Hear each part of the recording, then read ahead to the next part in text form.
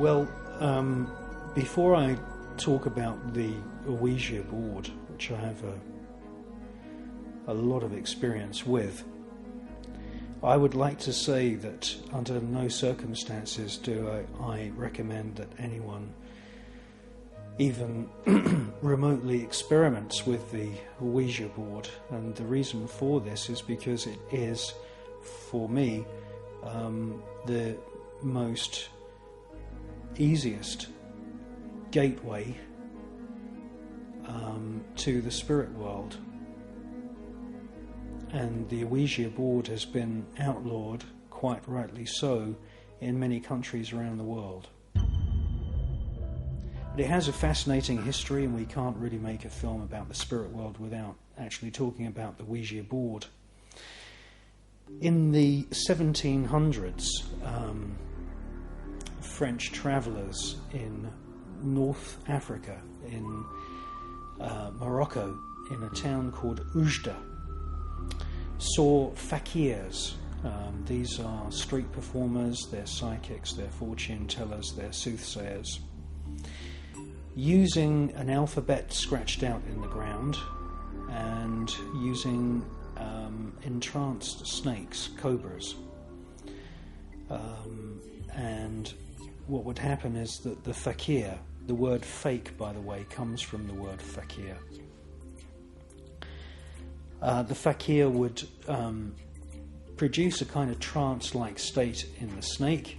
He would ask questions, and the snake would sort of nod its head at various letters scratched on the ground. The French travellers brought back this idea that you could get spirit messages just by pointing at different letters and numbers. They brought it back to Europe. It then made its way over to America, and believe it or not, the Ouija boards were marketed as a novelty by various games manufacturers in America, and they corrupted the name of the town in Morocco, which was originally Oujda, which is on the northern coast of Morocco. It became known as Ouija, and eventually then it became known as the talking board. There have been a lot of bad cases of people receiving really messages from bad spirits via the Ouija board. Now, the interesting thing is you don't even need a Ouija board to use the same system. You can go out and buy a box of Scrabble, and you can lay out an alphabet and the numbers from 0, 1, 2, 3 up to 9, hello, goodbye, and you can just ask, is there a spirit in this house? Now, a spirit usually does come through, and if you're using an upturned glass, which is the most common way of getting the message from the spirit to spell out words, the force and the speed and the preciseness of the movements of that glass can be really quite astounding. I've seen the top layer of varnish removed in less than an hour from a wooden table by the force of the spirits moving that glass. Now, you know, this is very, very dangerous, because the Ouija board is totally unlike ceremonial magic. In a magical ritual, you would entice, invoke a particular spirit. With Ouija, you just ask, is there a spirit in the house? And bang, usually the glass starts moving straight away.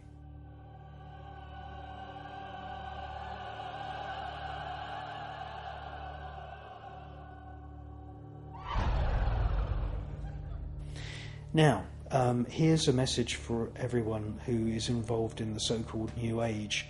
Just because you have a discarnate spirit speaking to you through the Ouija board, that does not automatically imply that that spirit has good intentions. In actual fact, spirits lie and cheat and are mischievous exactly the same as people are. A typical example is where a spirit of a famous bad person, the favourite would be, say for example, Hitler, or a mass murderer like Stalin, and that would come through, spell its name out and start giving you information. Of course, a chill goes round the room.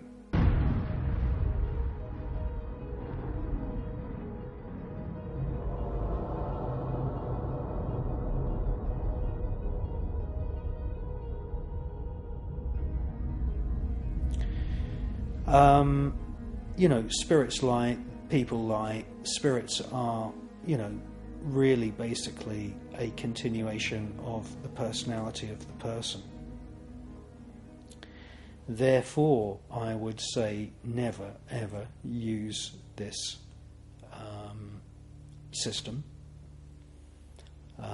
There are colleges where you can go to learn to be a medium, and I would never ever dabble in any communication with the spirit world unless you have been properly trained.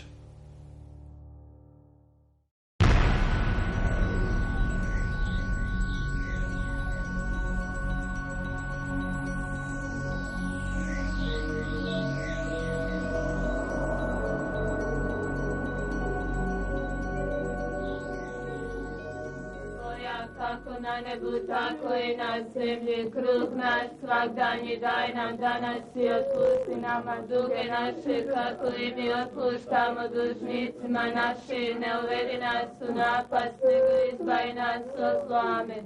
Slava Otcu i Sinu i Duhu Svetom, kako bijaše na početku, tako i sada i vata vijeke vjekova. Amen.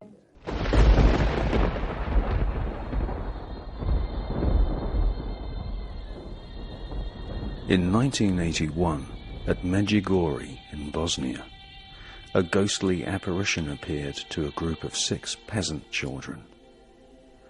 The children would pray in a trance-like state and stare upwards, and the apparition would give them telepathic messages. Some of the children believed they were in the presence of the spirit of Mary, the fabled mother of Jesus.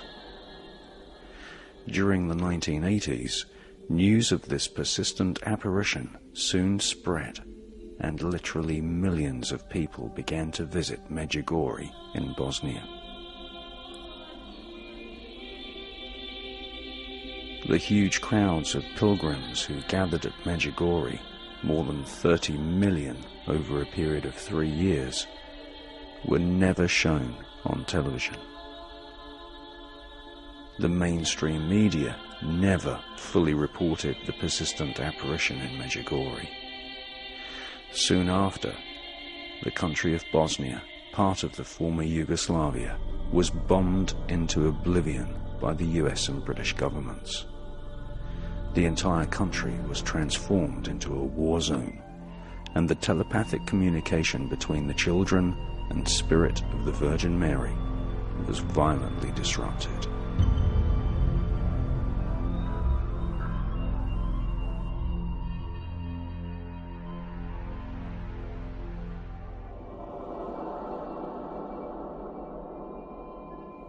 At Fatima in Portugal, Lourdes in France, and at San Sebastian de Garambandal in Spain, millions of people regularly witness paranormal apparitions, but it is never reported on the mainstream media.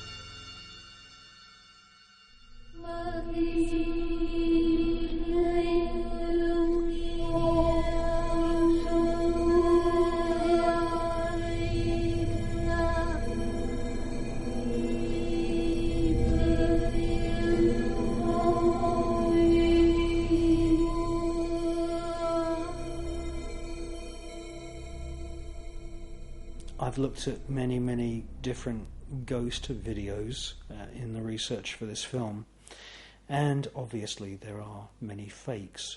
It's a pretty normal story. People in this building had heard the voice of a young girl, and somebody had briefly seen a very faint apparition of a young girl walking around in the corner of this empty room. And so the story behind this video is that a person gets their camcorder, they go up there, and sure enough you can very faintly see the outline of a young girl. If you don't like ghosts, then hide behind the sofa for the next few seconds.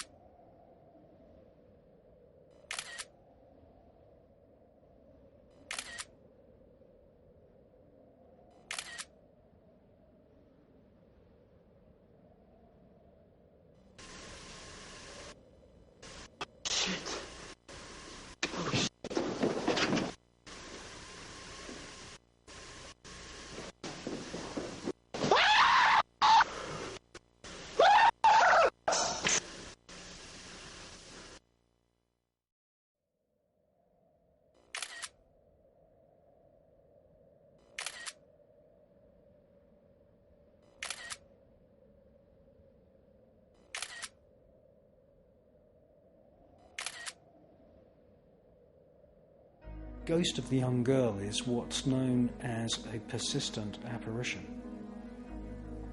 And these are particularly scary because in the movies, perhaps we're all brought up to be told that if you see a ghost, don't worry, just switch on the lights, clap your hands, make a loud sound, and the ghost will go away. Well, that is, I would say, truthful for most sightings of apparitions and ghosts. However, there is a phenomenon, and that is known as a persistent apparition.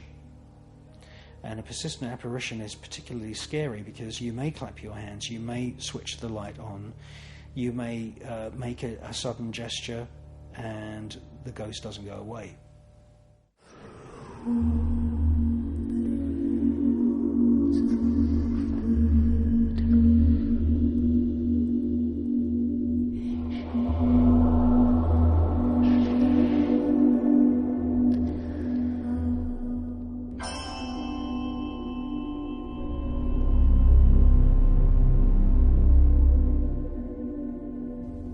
Psychic and spiritual phenomena have occurred throughout the history of mankind, often touching the lives of learned people and peasants alike. Socrates and Joan of Arc both heard spirit voices which prophesied events to come. The Old and New Testaments of the Holy Bible are brimful of psychic and spiritual phenomena. The character we have come to know as Jesus of Nazareth was said to be able to see and talk to spirits, which had possessed the bodies of the living. The ability to prophesy future events by receiving telepathic messages from spirits has played a central role in all of the world's great religions.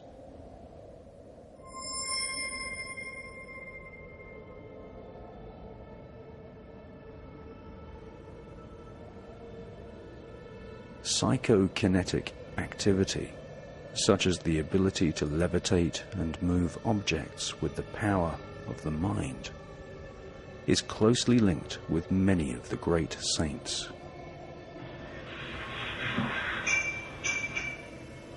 Saint Joseph of Cupertino was beatified as a saint by the Vatican in 1753. Vatican records show that Saint Joseph was able to levitate and was witnessed flying around by Pope Urban VIII himself.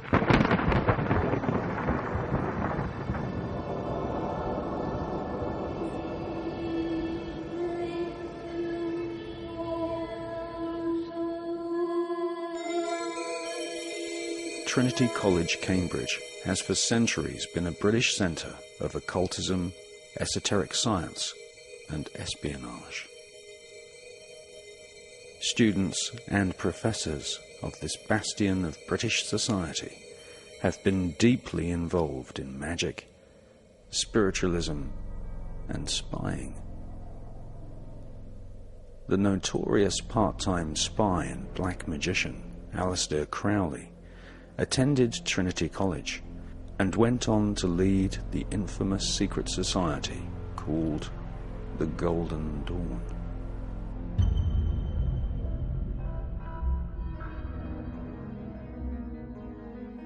Scientific investigation of the spirit world and psychic abilities had been conducted throughout the medieval era.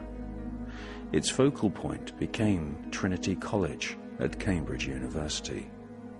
Since the 1400s, Trinity College has been a hotbed of occultism and espionage, the two dark worlds often overlapping throughout the history of Trinity College. Dr. John Dee was an Elizabethan magician who used a polished piece of obsidian rock called a dark mirror to communicate with angelic spirits. These spirits dictated to John Dee a system known as Enochian magic. The Enochian system describes the spirit world and gives instruction on how to communicate with spirits of angels and demons.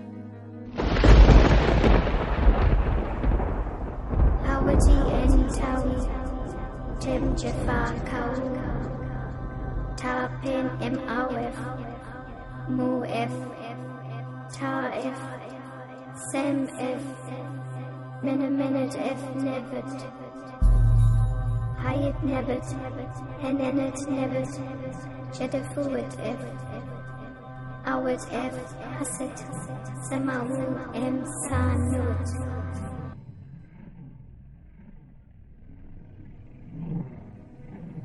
A Victorian secret society called the Hermetic Order of the Golden Dawn were to later take the Enochian system of spirit communication and combine it with the use of the so-called dark mirror, used by magicians in ancient Egypt. During the Elizabethan era, Dr. John Dee was not only the pioneer of Enochian magic, but also a personal spy to Queen Elizabeth I. Dee studied at Trinity College, Cambridge. Dee was to be followed within the halls of Trinity College by other magicians, alchemists, occultists, and spiritualists.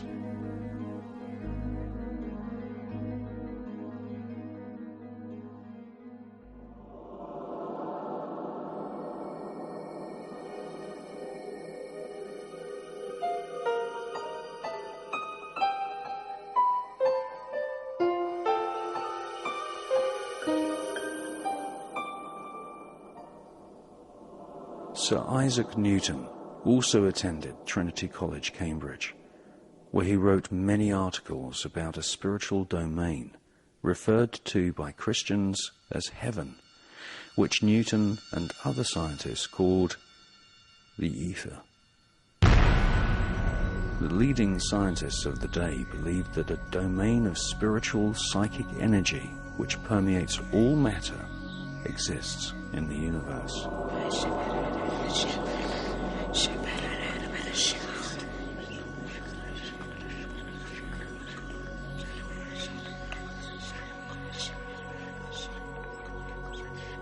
A dense, concentrated area orbits planet Earth just above the atmosphere. This became known as the psychic ether.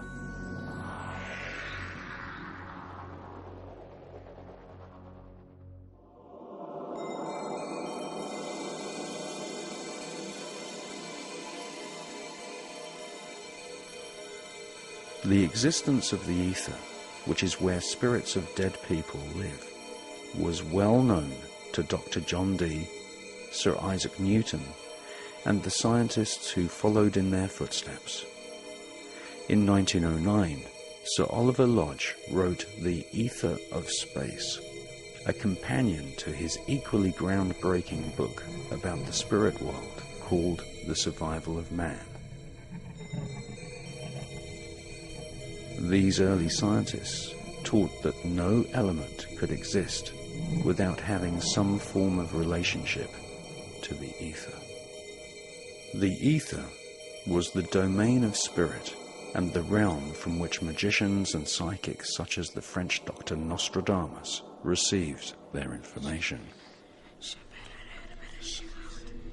Following in the footsteps of John Dee, British occultist, the self-styled Beast 666, Mr. Aleister Crowley, who would go on to be a part-time spy for MI5, attended Trinity College in the late 1800s.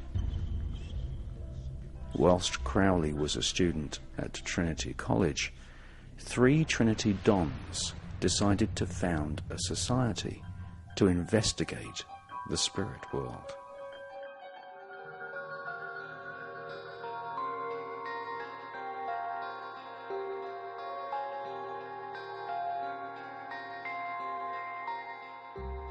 In 1882, Edmund Gurney, Frederick William Henry Myers, and Henry Sidgwick founded the Society for Psychical Research, otherwise known as the SPR. For the next 100 years, 2 groups, the Golden Dawn and the SPR, would invest thousands of hours of research and fortunes into the spirit world. On the one hand, members of the Golden Dawn would use Dr. John Dee's system of ancient Enochian magic to invoke and communicate with spirits of angels and demons. And on the other hand, the SPR would finance thousands of seances, inviting spirits to manifest and speak with the living.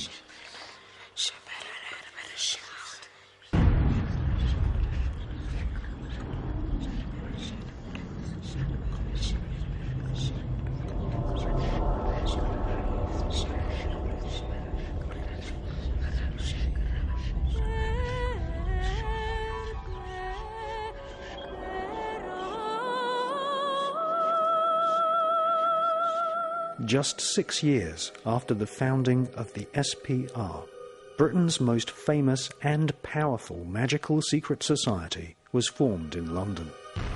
The Isis Urania, Temple of the Hermetic Order of the Golden Dawn, was established on March the 1st, 1888. Its founders, Dr. William Robert Woodman, William Wynne Westcott, and Samuel Liddell MacGregor Mathers, were all Rosicrucian Freemasons.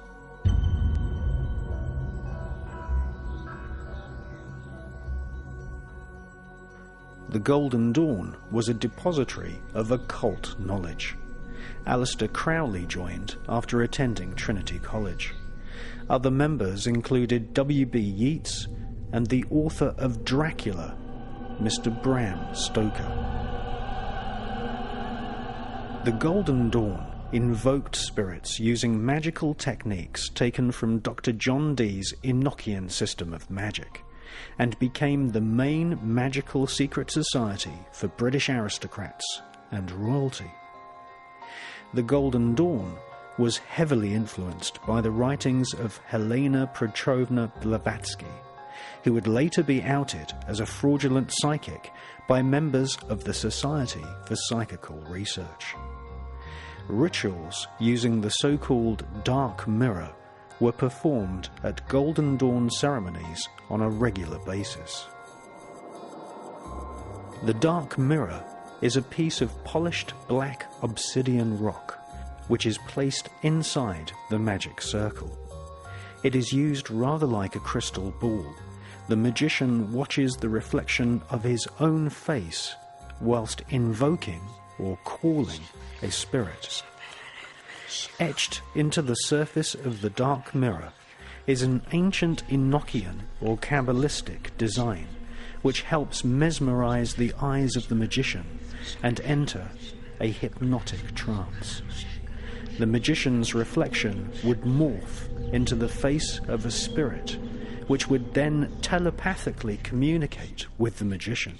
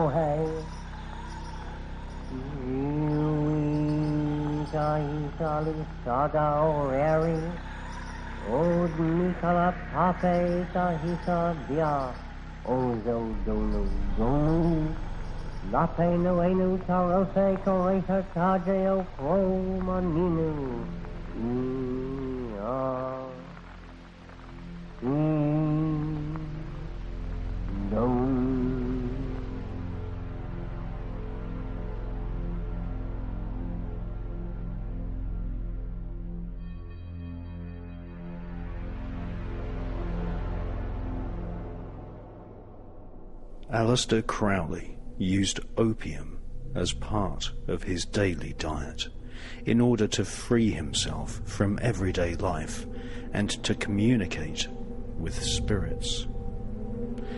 Crowley was copying the traditions of magicians and shamans who have inhabited all continents of planet Earth since the dawn of man.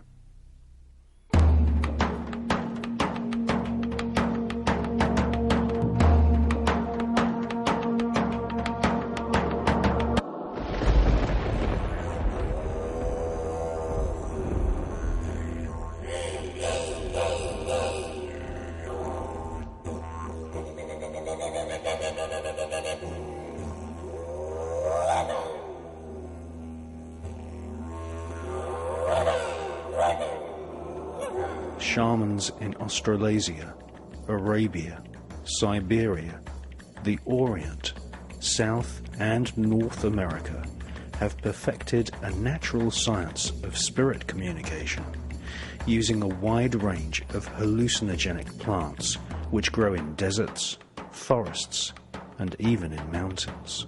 According to Mexican shamans, the so-called hallucinogenic experience is really just the opening of a gateway to the world of unseen spirit.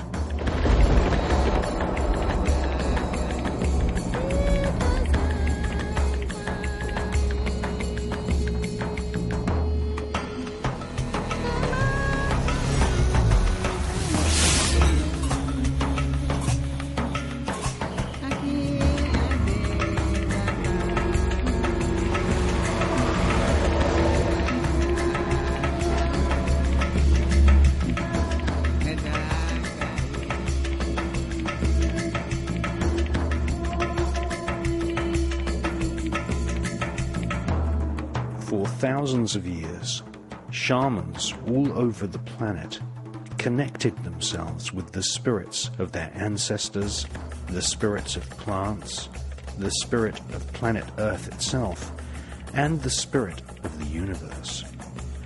Shamans achieved this by using herbs, roots, cacti, vines, saps, and fungi.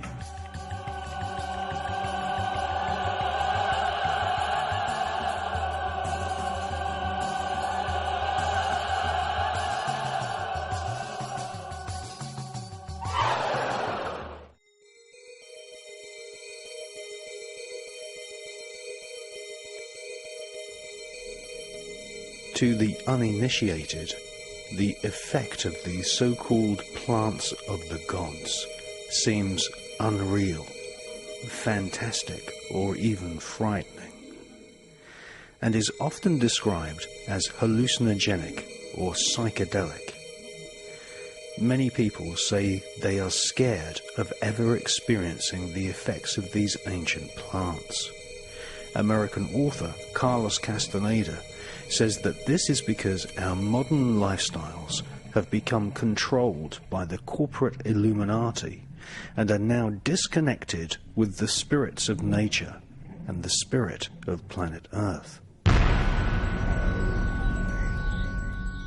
Shamans across the planet teach their children that ancient herbs such as ayahuasca reconnect your astral body with the infinite spirit of planet Earth. Many of the plants used by shamans to open the gateway to the spirit world contain a substance called dimethyltryptamine, or DMT for short. Dimethyltryptamine has been described as the spirit molecule because it appears in hallucinogenic plants and also naturally occurs in the human brain. The effects of DMT often create a so-called out-of-body experience, where the spirit body, or astral body, can leave the physical body and explore the universe.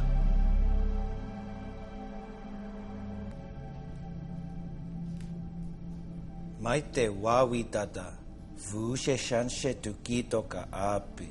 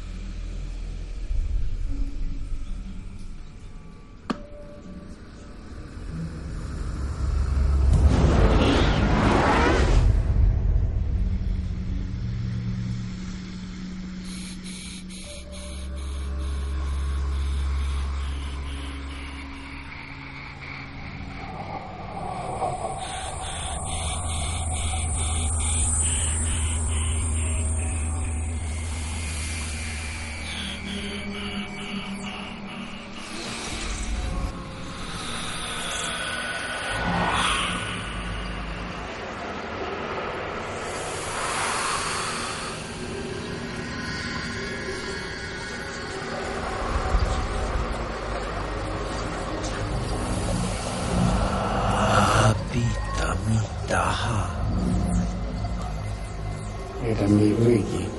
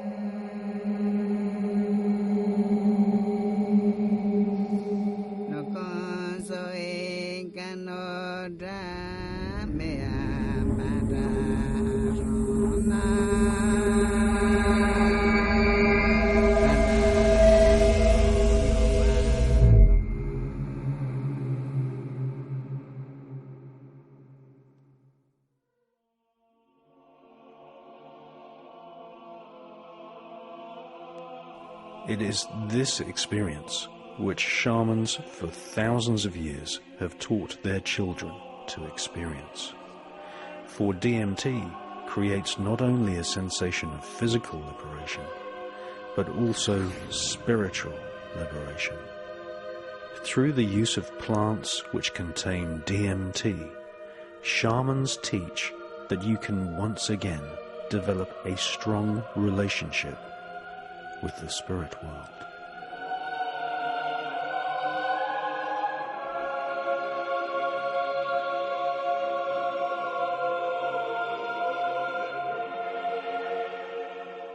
The most abundant supply of plants containing DMT are in the rainforests of South America. Is this why the Illuminati corporations are destroying the rainforests?